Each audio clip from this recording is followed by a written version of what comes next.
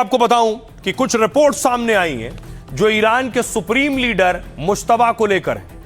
क्या कहती है वो रिपोर्ट? ईरानी सुप्रीम लीडर पर अमेरिकी मीडिया ने खुलासा किया है। ईरान के सुप्रीम लीडर मुश्तबा खमनेई जिंदा हैं और होश में हैं, लेकिन मुश्तबा की हालत फिलहाल बहुत खराब बताई जा रही। न्यूयॉर्क टाइम्स के रिपोर्ट के मुताबिक वो गंभीर रूप से घायल हैं। वो मानसिक रूप से एक्टिव है, लेकिन शारीरिक चोटें बहुत गंभीर है।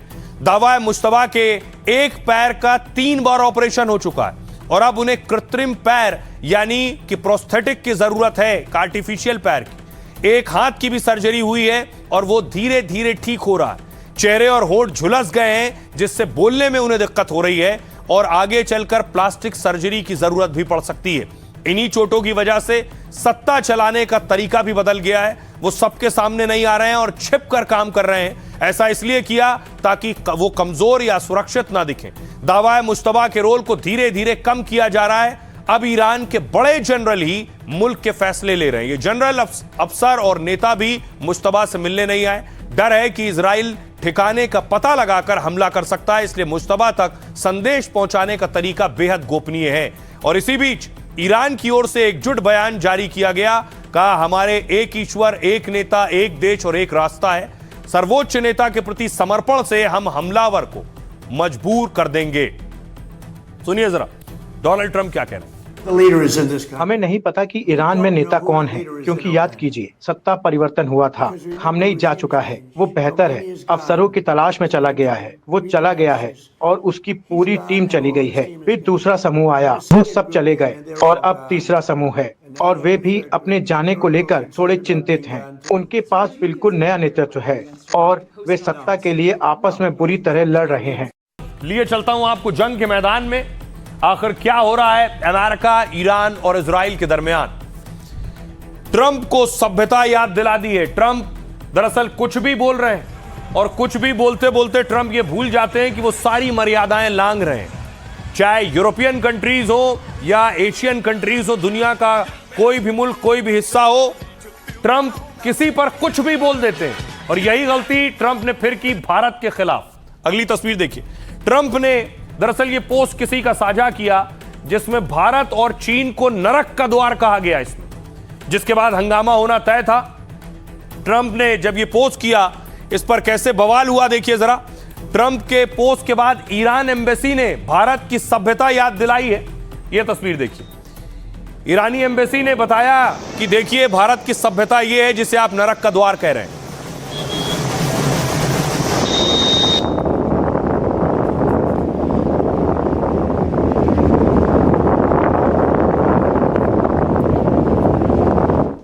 तो ट्रंप ने एक बार फिर सारी सीमाएं लांघ दी हैं। भारत के लिए नरक का द्वार जैसे शब्द का इस्तेमाल किया। ट्रंप अपने विवादित पोस्ट के लिए फिर खबरों में है जिनमें उन्होंने भारत और चीन को नरक का द्वार बताया। दरअसल ट्रंप ने रेडियो होस्ट माइकल सेवेज के एक लेख को रिपोस्ट किया था और इस लेख में प्रवासियों को अमेरिकियों के लिए बड़ी मुसीबत बताया था। यानी यहां से जो अमेरिका जाते हैं, कहा प्रवासी अमेरिकियों के अधिकार छीन रहे हैं, नौकरी में मुश्किल हो रही है। उन्होंने लिखा कि अमेरिका में पैदा होकर बच्चा तुरंत नागरिक बन जाता है, फिर वो परिवार को चीन, भारत या दुनिया के किसी और नर्क से ले आता है। यह बयान तब आया जब कोर्ट में जन्म से मिलने वाली नागरिकता पर बहस हो रही। लेकिन अब राष्ट्रपति ट्रंप के रिपोस्ट ने इस पर बड़ा बवाल खड़ा कर दिया है। ईरान ने यूएस को फटकार लगाते हुए कहा, कभी इंडिया आकर देखो, फिर बोलना भारत तो सभ्यता का जनक है, जबकि असली नरक तो अमेरिका ही है। भारत के विदेश मंत्रालय ने ट्रंप की इन टिप्पणियों पर कड़ा एतराज जताया। कहा, हमने उन टिप्पणियों को भी देखा है और यूएस दूतावास के जारी बयान को भी। यह बयान साफ तौर पर बिना जानकारी के अनुचित और खराब सोच वाला है। यह किसी तरह से भारत अमेरिका संबंधों की असलियत को नहीं दिखाता है। इसके बाद भारत को नरक कहने वाले पोस्ट पर ट्रंप की टीम ने सफाई दी। ट्रंप के दूत ने कहा कि अमेरिकी राष्ट्रपति ने भारत को महान देश बताया है। यह बयान नई दिल्ली में अमेरिकी दूतावास के माध्यम से जारी किया गया। दूतावास ने दावा किया कि राष्ट्रपति ट्रंप ने भारत की तारीफ की है। डोनाल्ड ट्रंप ने कहा कि भारत एक शानदार देश है और उनके साथ अच्छे संबंध हैं।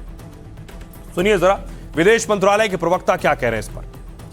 हमें कुछ रिपोर्ट मिली है, मैं यहीं पर बात खत्म करता हूं। हमें कुछ रिपोर्ट मिली है, मैं यहीं पर बात खत्म करता हूं। हमें कुछ रिपोर्ट मिली है, मैं यहीं पर बात खत्म करता हूं। हमें कुछ रिपोर्ट तो विदेश मंत्रालय को आप सुन रहे थे, उन्होंने कहा कि हमें इस तरह की कुछ रिपोर्ट्स मिली हैं। जाहिर सी बात है, भारत नहीं चाहेगा किसी भी इस तरह के मसले में उलझना, लेकिन ट्रंप या उनकी सोच जैसे लोगों को भारत की सभ्यता बताना बहुत जरूरी है। तो क्या है भारत की सभ्यता? प्राचीन सभ्यता और संस्कृति। मिस्टर प्राइम मिनिस्टर, जब अमेरिका दुनिया के नक्शे पर नहीं था, उससे हजारों साल पहले भारत में एक सुव्यवस्थित व्यवस्था थी। करीब 8000 साल पुरानी सिंधु घाटी सभ्यता इसकी गवाह है। हजारों साल पुराना है, जबकि अमेरिका 250 साल पहले बना है। शांतिदूत का इतिहास, बुद्ध और गांधी के देश ने हमेशा सत्य अहिंसा का रास्ता दिखाया है। भारत योग, आयुर्वेद और ध्यान की भूमि है, जहां शांति की बात होती है। इतिहास जानता है कि भारत ने कभी किसी देश पर पहले आक्रमण नहीं किया। आर्थिक महाशक्ति, इतिहास गवाह है कि भारत नर्क नहीं, सोने की चिड़िया था। मेडिसन के आर्थिक आंकड़ों के अनुसार 17वीं शताब्दी तक वैश्विक जीडीपी में भारत की हिस्सेदारी लगभग 25 से 30% थी। अमेरिका नहीं, भारत दुनिया का सबसे बड़ा व्यापारिक केंद्र था, जिसकी संपन्नता देखकर ही कोलंबस और वास्को डी गामा निकले। आज भी भारत चौथी बड़ी और सबसे तेजी से बढ़ने वाली अर्थव्यवस्था है। लोकतंत्र की जननी, भारत ने ही सबसे पहले दुनिया को लोकतंत्र का पाठ पढ़ाया। वैशाली जैसे गणराज्यों में हजारों साल पहले लोकतांत्रिक व्यवस्था थी। भारत ने हमेशा वसुधैव कुटुंबकम का संदेश दिया, न कि नफरत का। ज्ञान विज्ञान का केंद्र, भारत ने शून्य का आविष्कार किया और दशमलव प्रणाली भी दी, जिसके बिना आधुनिक विज्ञान और नासा के मिशन संभव नहीं होते। जब दुनिया अशिक्षित थी, तब भारत में तक्षशिला, नालंदा विश्वविद्यालय थे। अमेरिका की रीढ़ भी भारत है। भारत और भारतीय आज अमेरिका और दुनिया की रीढ़ है। अमेरिका के नासा और बड़ी कंपनियों को चलाने वाला दिमाग भारतीय है। अमेरिका में 50 लाख भारतीय हैं जो 28 लाख करोड़ का टैक्स देते हैं। यह है भारत की सभ्यता। सुनिए जरा, प्रधानमंत्री नरेंद्र मोदी ने भी कभी भारत की सभ्यता को बयां किया था। किसी भी राष्ट्र का अस्तित्व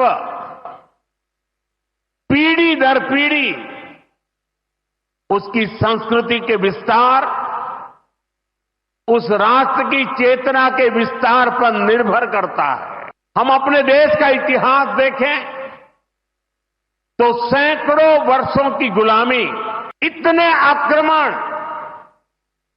भारत की सामाजिक संरचना को मिटाने की इतनी क्रूर कोशिशें, भारत की चेतना कभी समाप्त नहीं हुई। और एक तरफ ट्रंप को जवाब, दूसरी तरफ आपको बताऊं कि आखिर वॉर का क्या होने वाला है। एक तस्वीर आई है, बेशक सीजफायर हो गया है, लेकिन नेतन्याहू ने कैसे टारगेट किया है हिजबुल्लाह को।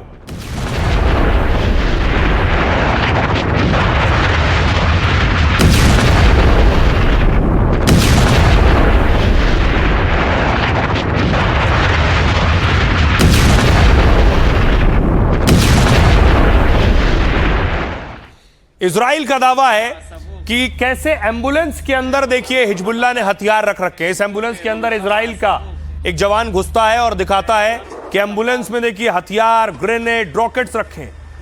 האמל"ח היה במגירות שם למעלה. ועוד מטען קלימגור שם.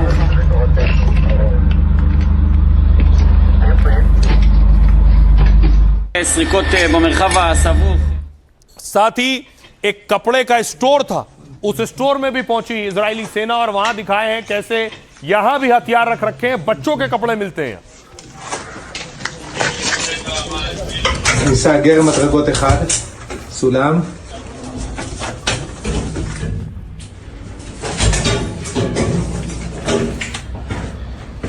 מצבירים. ופה בעצם दूसरी तरफ डोनाल्ड ट्रंप बातचीत को आगे बढ़ा रहे हैं। लेबनान में सीजफायर बढ़ाया जा चुका है, लेकिन ट्रंप ईरान के साथ क्या करने वाले हैं, इस पर पसोपेश है। खबर यह है कि विदेश मंत्री ईरान के पहुंचने वाले हैं पाकिस्तान। दूसरी तरफ देखिए, एक वीडियो ईरानी एम्बेसी ने जारी किया है जिसमें ट्रंप बैठे हैं, दूसरी तरफ कुर्सियां खाली हैं और इंतजार कर रहे हैं ईरान का। We are having very great negotiations with Iran. If Iran doesn't come to negotiate, we're going to bomb them. 2,000 years later. So where are the Iranians? This is from Iran.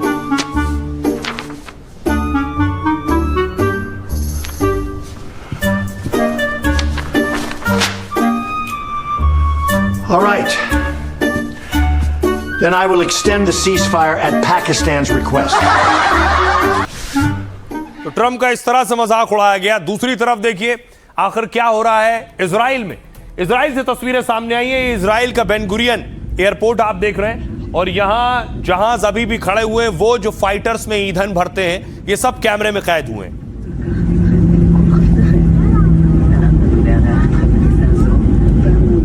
तो Trump के पास 7 दिन बचे हैं। Trump को 7 दिन में एक बड़ा कदम उठाना है। क्या है वो 7 दिन और क्यों सिर्फ 7 दिन है? देखिए आपको बताऊं, ईरान युद्ध पर ट्रंप की बड़ी कश्मकश है। धमकियों के बावजूद ईरान सरेंडर को राजी नहीं है। पाकिस्तान में दूसरे दौर की बातचीत से उम्मीदें बढ़ी। ईरान विदेश मंत्री अराक्ची इस्लामाबाद जा सकते हैं, लेकिन अमेरिकी संसद की डेडलाइन खत्म हो रही है। मतलब जंग जारी रखनी है तो संसद से मंजूरी लेनी पड़ेगी ट्रंप को, और इसके लिए ट्रंप के पास 7 दिनों का समय बाकी है, क्योंकि अमेरिका में युद्ध के लिए संवैधानिक बाध्यता है। यानी युद्ध के लिए 60 दिन में संसद की मंजूरी लेनी होती है।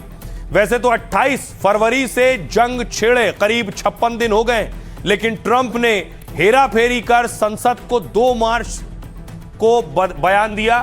तो 2 मार्च के हिसाब, ऐसे में 1 मई से पहले उन्हें संसद से युद्ध की मंजूरी लेनी है।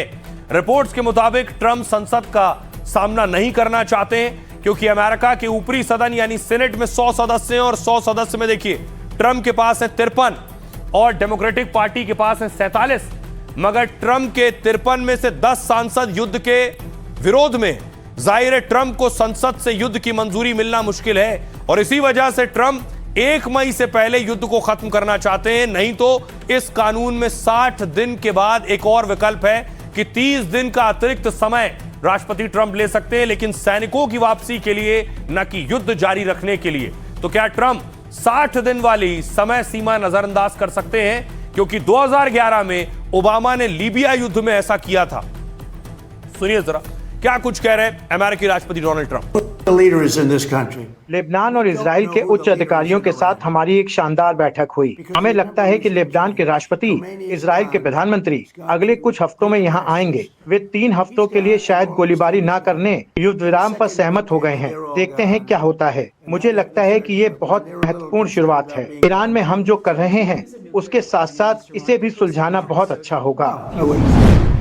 ईरान की $11 ट्रिलियन की जब्त संपत्ति जारी होने तक हॉर्मुज़ बंद रहेगा। अगर अगले 48 घंटे के अंदर कोई ठोस प्रस्ताव प्रस्तुत नहीं किया जाता तो सीज़फायर समाप्त हो सकता है।